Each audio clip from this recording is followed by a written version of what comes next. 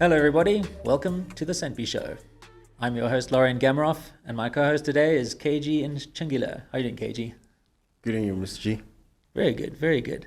I just wanted to draw attention to this beautiful version 1 V1, yeah. of this rug made by one of our team here, Katz, making these beautiful rugs. So Katz, I just want to say thank you very much for giving us something beautiful on our table. I think when we get a sign over here, this is going to just look like a pro show.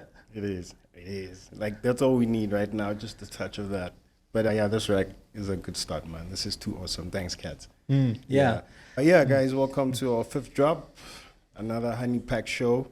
Yeah, man, we're ready to unfold some cool features this week. Yeah, with that being said, also jumping into our weekly social posts from our users and some feedback from it.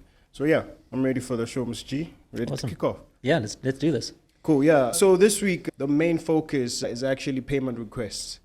It's one of our most important features. I keep saying that because I believe like all our features are quite important because they somehow enable, possibility of just activating someone's lifestyle in many different ways, Right. So speaking about payment requests, like what is it? Yes. Well, I mean, this is a very important thing when it comes to money and payments. Payments are most often not initiated by the payer. Normally, somebody does something for you, they give you a product or a service, and then they ask you for money, and then you pay the money. Yeah. So when you think about payments, very often it's initiated by the merchant or the person who wants the money. A QR code will be presented, or a message will be sent to the person, an invoice or something saying, pay this, please. Yeah. Here's the amount. This is the tax. This is what it's for. There's also like a due date, like Yes, the traditional way. an expiry if there was some kind of invoice that with a Satoshi or Bitcoin quoted amount. But that's how most payments are initiated.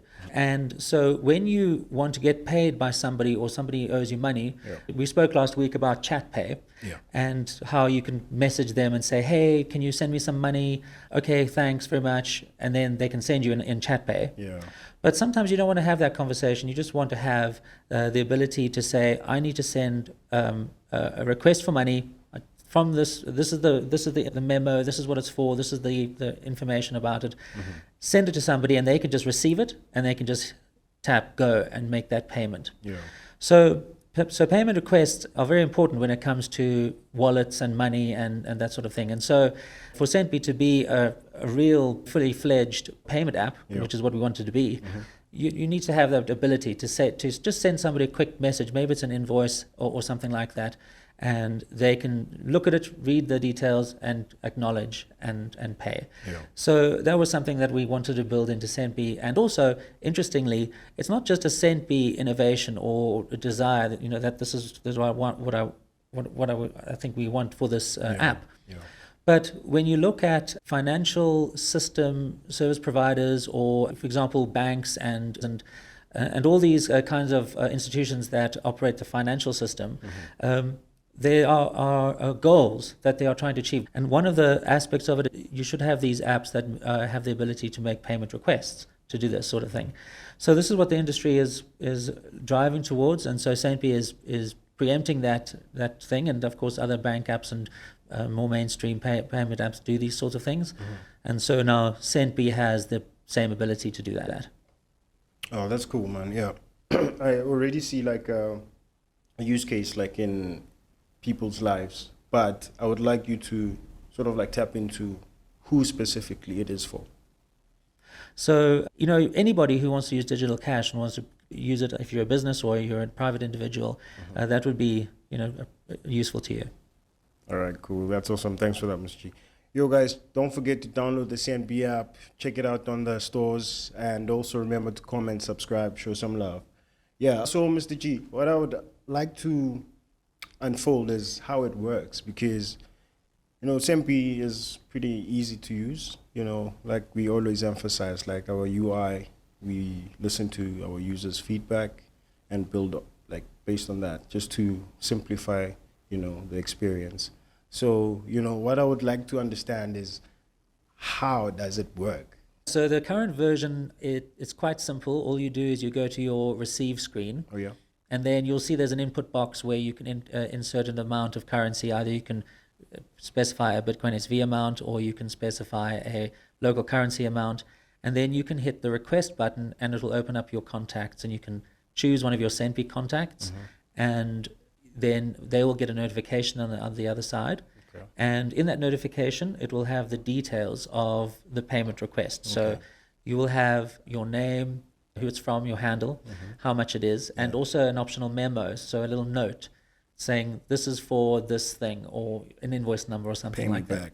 Yes, exactly. Yeah. So that's how it works in the current version. That's the experience that people have now. Okay. But in the next version, you're going to see that whole process has been nicely fleshed out. On the receive screen, you'll see there's a tab, and you'll be able to swipe across, and you'll be able to see all the payment requests, either those that you've sent or those that you've had to pay, and the statuses of those as well, and the amount, and who's the sender, or the request, or the recipient. So that's going to, I'm very happy about that. That was a feature that I've been wanting to have in there for a long time, and I'm glad that we finally got Aaron to go and develop that, as well as some of the team from Nchain that we have been helping us out at Centbee. Yeah, shout out to Aaron, man. So who do you think specifically this would fit for? Well, this is great for anybody who just wants to be able to easily send a payment request asking for money, saying, this is what you owe me, please pay this, or here's some money for send a request for something, and then you can receive that money. So if you're an individual, if you are maybe it's family and friends, you're wanting to get money from family or friends, or even if you're a business, you can go ahead and you can use it in your day-to-day business life, putting invoice numbers in there, putting a detailed description of what the payment request is for. So businesses and individuals could easily enjoy this. That's cool. That's pretty awesome. Yeah. So that's going to be coming in version 4, which I'm very excited about. Oh, that's cool, man. Because it sounds like sort of like an additional way to get paid. So yeah, guys, remember to download the Centbee app. Yeah. So I've sent the request. How long does it take for me to get paid? Yeah, now the sending the payment request is very quick. Yeah. You just select your contact and you can send the request. Okay. And then what will happen is they get the notification. Now, Centbee is a non-custodial wallet, and so that means that the other person on the other side does receive that notification, and they'll have to make that decision whether to pay it or not. Okay. So Centbee doesn't solve the problem where if somebody owes you money, then you can send a payment request and immediately money will be taken out of their wallet and sent to yours because it's yours and you're owed it. Yeah. Centbee doesn't have that ability. If you want to make a payment on Centbee, if somebody sends you a payment request, then you have to acknowledge that and say, yes, I accept this and I'm willing to pay. So Centbee doesn't have the ability to with these payment requests, if you owe somebody money, let's say, that money can suddenly just be taken out of your wallet to settle a bill or something. It's not like a debit. It's not an automatic debit. Okay. It still requires that the recipient of that request, in other words, yes, they will see and make the decision.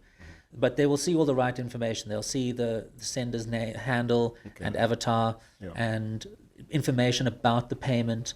And so they can then check that to see if the information is valid, and if they accept it, and if they do, then they can just say pay, and the money will be paid. All right, cool. That sounds simple. But I'd like to also know, does it also work only for Centbee users? Like, do I have to have a Centbee wallet for me to receive the request and also pay, or can I have like any other BSV wallet? Yes, that's a good question. Of course, all BSV wallets, you can send coins between them very easily. Okay. And also via the traditional way of sending money to an address.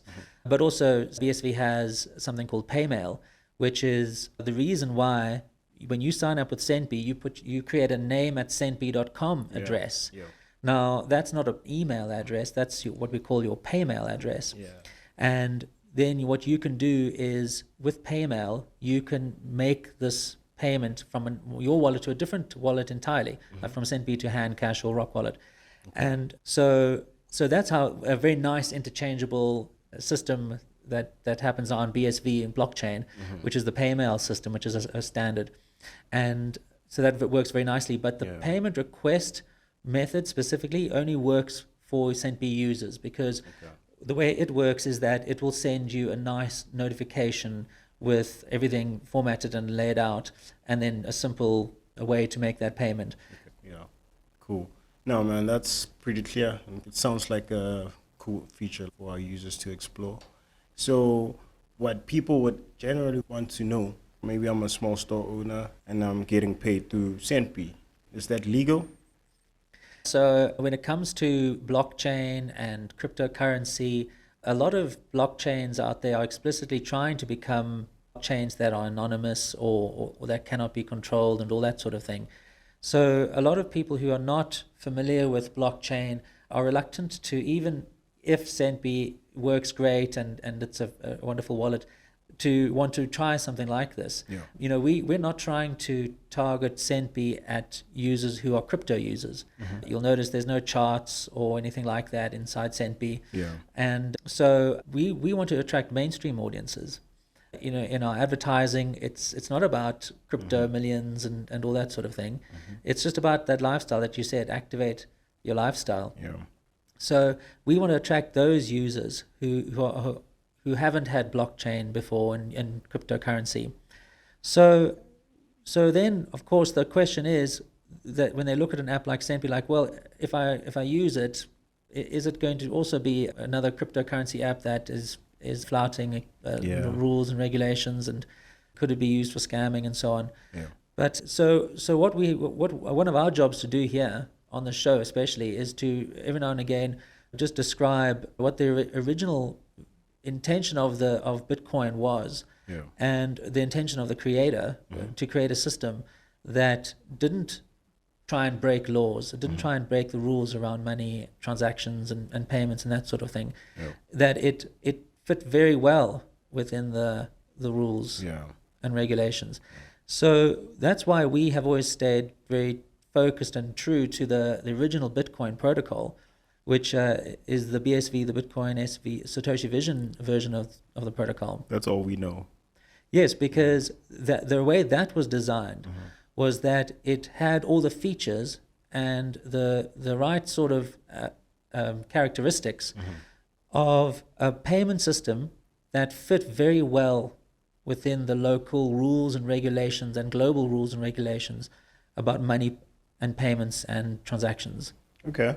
With that being said, I mean, you know, every playground has rules and regulations, but with BSV and crypto per se, like, what are the rules and regulations regarding that? Yeah, so one of the most important things about the way Bitcoin was designed was that it is transparent. Now, what does that mean?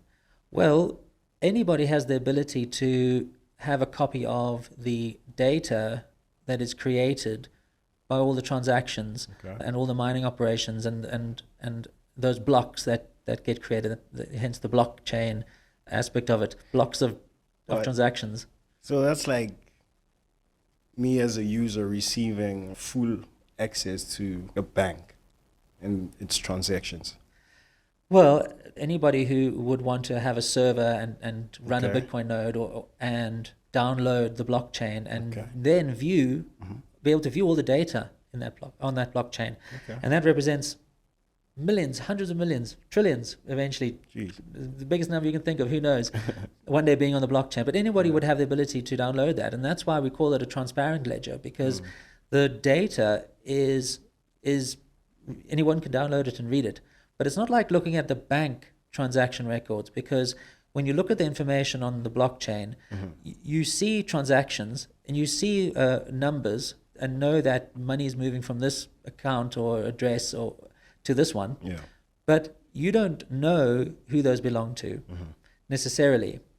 So that's why we call it a transparent ledger, but we also call it a pseudonymous ledger. Pseudonymous means where you can see people and machines and who knows what creating transactions on the blockchain, but you don't necessarily know who those belong to. Now, if you are a company, especially a fintech or a financial services company, or any kind of company, you have to be an accountable company, and you need to be audited, and you need to make sure that your financials and all that are true. So one of the important things is that when you are audited, if you are transacting on a blockchain, then you can declare your addresses and your identities on the blockchain, and then of course that can be verified independently by an auditor or a regulator. And then by handing over the identity, yourself as an identity, and linking those identities to the transactions on the blockchain, now it's turned it from pseudonymous to known. What is the word for known? You've got the name. It's not a pseudonym or a.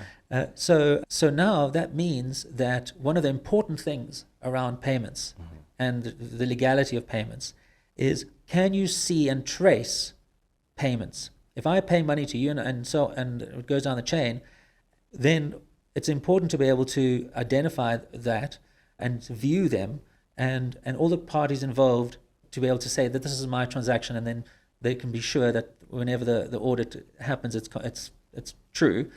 So that's why the way Bitcoin was designed was to fit perfectly within that paradigm of a transparent set of books that can be private. Now that's the other word, private, on the blockchain, but also discoverable if you've given that information over. And that fits very well with that regulation about transparency. Oh, that's cool. That's quite clear, because I'm sure everyone who's trying to move money around through legal systems is concerned about such. But if we trace it back to the early days, there was a lot of misconceptions about what Bitcoin is, and what can you highlight what those have been? Because me picking up from what you're saying, it doesn't sound like the same thing. Yes, you mean compared to all the other cryptos, but also most importantly between coin versions like the BTC version and then also the Bitcoin Cash or BCH version. Yes, that's very much part of the BSV history, is that when Bitcoin was created, it was just a single blockchain, and of course other blockchains came along and were created like it, and with differences like Ethereum and even Litecoin is really just Bitcoin with a few parameters changed. So during the history of it all, people in the Bitcoin community said it was divided because what they wanted, what one part of the community wanted, was to create a system that couldn't be governed, and there was no transparency, because especially Bitcoin was created sort of towards the end of 2008, 2009. We all got to see the white paper, and then 2010 things started taking off, and so that's what Bitcoin was, and it came out of that 2008 financial crisis. So of course everybody thought Bitcoin was created because of the financial crisis, and to create an alternative financial system that couldn't be controlled by the guys who had messed up in 2008. And the timing, it was more the timing. So the timing meant that now there was a lot of people who first got into Bitcoin thinking, here is a solution. Finally a system that the buggers can't go and take over and take control over and can't inflate away, because that was the feeling that and what was going on at the time. All that printing of money to bail out banks. So, and of course that debt's just being increasing. So over the years, people have been more keen and about keeping a digital store of wealth that cannot be confiscated or censored in their language. And so now what happened was there was tension in Bitcoin, and so one part of the community wanted to create that vision of a totally unregulated, free-for-all system that couldn't be governed. And then the people who wanted to stick to what the inventor wanted, his vision, the Satoshi Nakamoto's vision for what Bitcoin should be, hence the Bitcoin Satoshi's vision. That's cool, because actually it's very important for us to understand that, because just by what you said, it clarifies also, going back to the regulatory point of saying, every playground needs a set of rules, So if you actually look at like the other blockchain, was more facilitating the tax evasion activities, So with BSV, I'm sure, it's more complacent with that in terms of following the rules, So if I have some BSV, do I have to declare it for tax purposes? Yes, and also famously, it became almost a meme where you could hide money from your spouse if if there was a divorce or something. Just buy Bitcoin. Buy Bitcoin, and then that she'll never be able to steal your money. Yes. Sorry, just the budget in there. There was this clip I saw. So this guy, I don't know what show it was. This guy they were going through some breakup. So this lady was reluctant to give him back the ring. So she finally took it off, and the guy was like, you can tell like he was hoping she gives it back. And then when he got it, he was like, geez, that's a Bitcoin. Oh yeah, that's worth it. Yeah, exactly. Why am I holding this piece of glass? Yeah. So this the idea of declaring it, and of course that's also a very important thing as well. Mm-hmm. And what Centbee is, we don't in Centbee, it's not about trading, mm-hmm. and it's not about speculation where you'll buy large amounts of BSV, yeah. and then you'll wait for it to appreciate, yeah. and then you'll try and go and sell it. Mm-hmm. But of course, even though we're a cash wallet and we intend you to have low values, yeah. of cash in your wallet, we don't want you to store your life savings in there. Just like your normal wallet in your pocket, if you've got a couple $100, you want to go out, you want to spend it, you don't want it to burn a hole in your pocket. We don't put $1 million in your wallet. Exactly. Yeah. So that's why the idea of Centbee is to have cash. But now, of course, if you do end up cashing out, selling it, withdrawing it, it's on you to be able to declare that to your tax authorities and so on. Yeah. So Centbee tries to make it easier. There is a way to download transactions, mm-hmm. but it's very important to think about these things when you are doing a lot of exchanging and trading, but also specifically holding Bitcoin SV and buying things and sending it around. Just check to see what the rules are around tax and make sure you keep your records. Luckily they're on the blockchain and will always be available to you. Yeah. No, it makes sense because there's no way like BSV would be a good fit for Silk Road, Mm. Yeah, so I would also like to understand as a user, I have my stash in my Centbee wallet. I want to go buy some stuff. Okay, cool, spending a couple of bucks there. But now I lose my phone. What happens now? Am I protected? Yes, now, we have mentioned before about non-custodial wallets and the fact that you have to have your backup phrase, mm-hmm. and your 4-digit PIN. So that's very important with Centbee, yeah. Because it is like a cash wallet. Mm-hmm. And we've given you the responsibility. So we don't have control over your funds, mm-hmm. but now you have the responsibility to look after those funds. But now that being said, what is very interesting about Bitcoin, and we've been talking about the legality of Bitcoin and the regulatory compliance around Bitcoin. Yeah. And one of the most important things about having money is that if something does happen, you want some measure of protection, but Definitely. Also not technological or anything like that. But mm-hmm. sometimes you want a legal dispute to be resolved. Yeah. Like you've lost money, somebody's responsible, justice must be served. Yeah. And what's very interesting about the original Bitcoin idea and Satoshi's vision, mm-hmm. is that Bitcoin would be under the law, yeah. and if a court decided that assets or whatever it was on the blockchain should be moved from one person to the other, that can be done under the law. Yeah. So interestingly, if you have got a lot of Bitcoin, mm-hmm. SV, and something happens, some crime happens, then there are in fact measures to go and recover that. Now, of course, it's not free. Mm-hmm. Just like any legal dispute, if you want to resolve it, you need to hire advocates and lawyers and investigators and all sorts of things. Mm. So, but if you are somebody who feels like it's worth it to go and pursue it, you can affect change on the blockchain outside of that sort of technological part of it, but also from a lawful part of it. So it is under the law as well. Now that cannot be said about most other blockchains, and that's why we stick very closely to the original Bitcoin protocol, Bitcoin SV.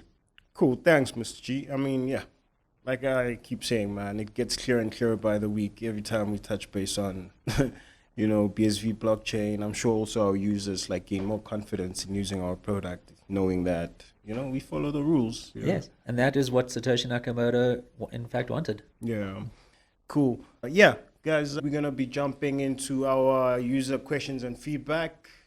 Some love from you guys that you share with us on social media. So, yeah, we're going to be jumping onto our first question. First question from Denny Beat. So he's asking that I want to buy Centbee. Please, how can I get it? Yes, this is the interesting thing. He's not asking for BSV. Yeah. He's asking for Centbee. Yeah. And that's exactly what you want people to think when they are using Bitcoin SV. It's, the idea of you owning a crypto asset and that could appreciate, that's not what you should be thinking. You should be thinking of this as cash. And if that cash lives in a Centbee wallet, that's it. That's all you want. You don't care what is the underlying asset. You don't care what crypto, what blockchain. So I appreciate that question. Yeah. He wants to buy some more Centbee. Yeah. Maybe we should do a Centbee SV kind of little logo or something. Because we do display it quite prominently though in the app. If you tap your balance there, then you can see the Bitcoin SV logo. If don't forget to refer your friends and earn some honey. I'm sure that will sort of top up your balance a bit there. Yes, that's how you can do it right now. You can refer friends and just interact with the app. Yeah. But depending on where you're coming from, we have a few countries where you can go and buy more BSV in your Centbee wallet. Yeah. For quite a few countries, not a lot, but there are some, you can go and use your credit card using our Coinify integration. And in South Africa, of course, this is where we started out. And so we've got a great footprint here where you can go and buy BSV, or you can top up your wallet. It's called Top Up Your Wallet in South Africa.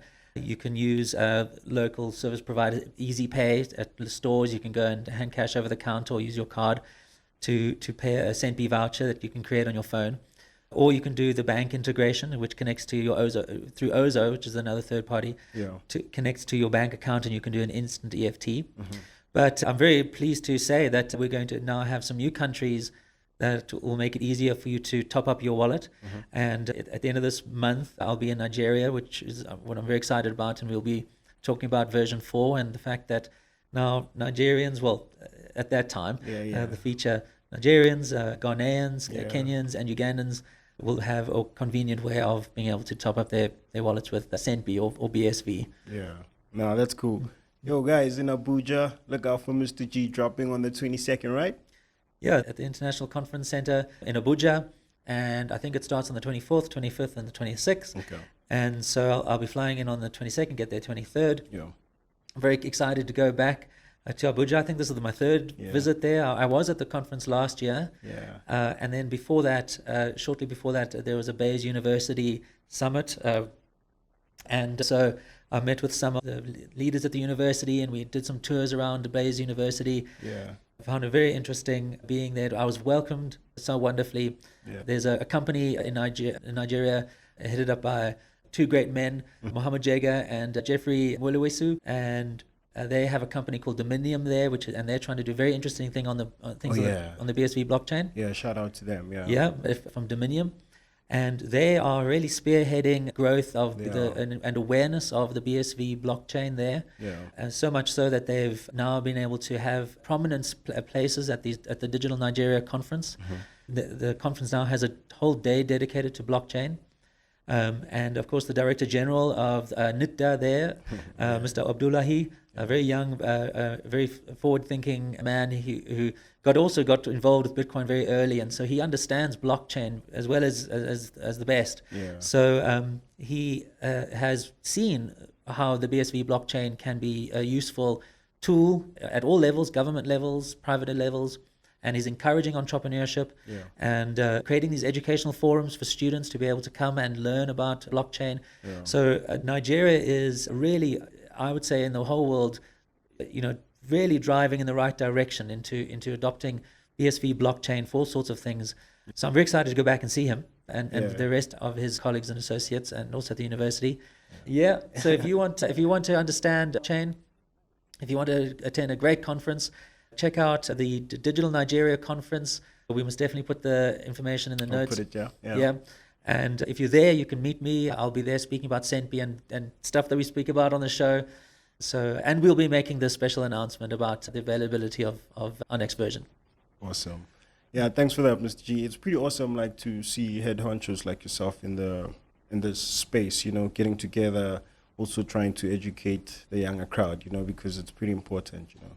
Shout out to you guys. Yeah, we're going to tap into our second question from Facebook from Zachary DeBocho. So he's asking, how can I deposit money with my Centbee account?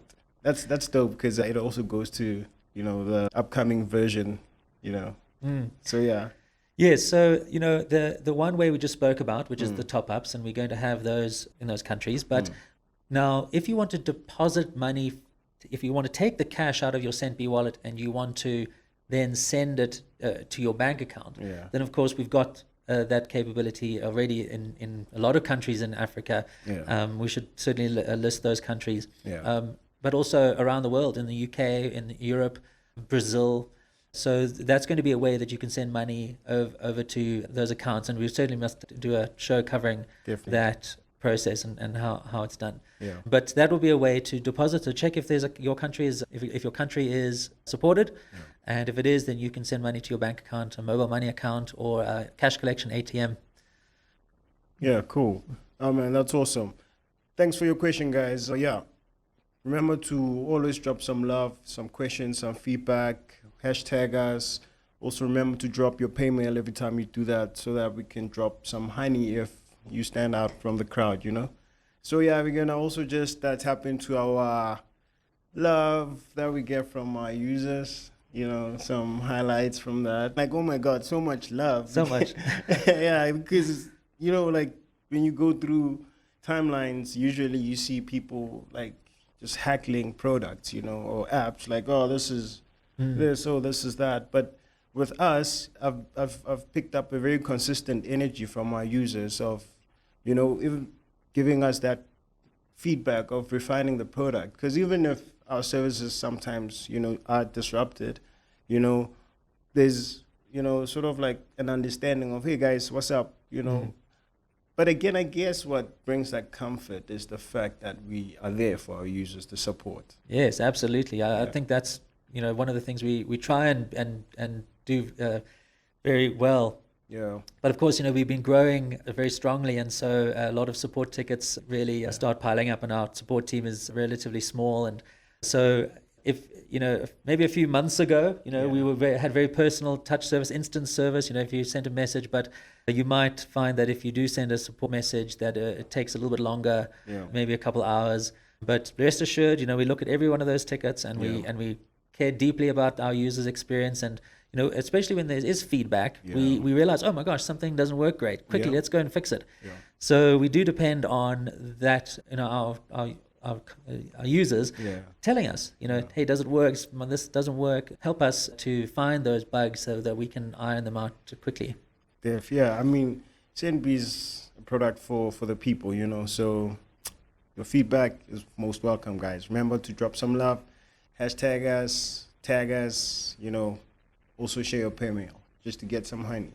Yeah, so I'm going to be reading some love from you guys, and our first post is from Afra. So they're saying payday to play day has always been easy with you, Centbee to the world. You know, so that is some love, you know. So shout out to Afra for that post. We're going to be jumping into our second highlighted one from Samsung. They're saying the smartest way to make online payments is through Centbee. You heard it, guys. That's not from us. So yeah, remember to download Centbee, guys, just to explore some cool features that our users are speaking about. You don't want to be left out, hey? So yeah. Our third one is coming from Danica Sapunto. They're saying Centbee's approach to money transfers, including direct-to-cash, mobile money, and bank transfers, with its emphasis on speed and affordability, is a compelling solution for global financial transactions. Again, that's not from us, guys. Thanks for the love, Danica. Sure, guys, don't forget to download the Centbee app on the app stores, and also don't forget to follow us on Instagram, on Telegram, and also on Facebook. Yeah, and also link us up on our website, www.centbee.com. Don't forget to share your pay mail when you're giving us some feedback and when you're asking us questions. For support, just drop your pay mail or questions at support@Centbee. Yeah, we're here for your love, guys. Thanks for an awesome show, Mr. G. Yeah, thanks, Cage. Thanks for a great show. I enjoyed it. Thanks, everybody, for watching the Centbee Show. Please come back soon.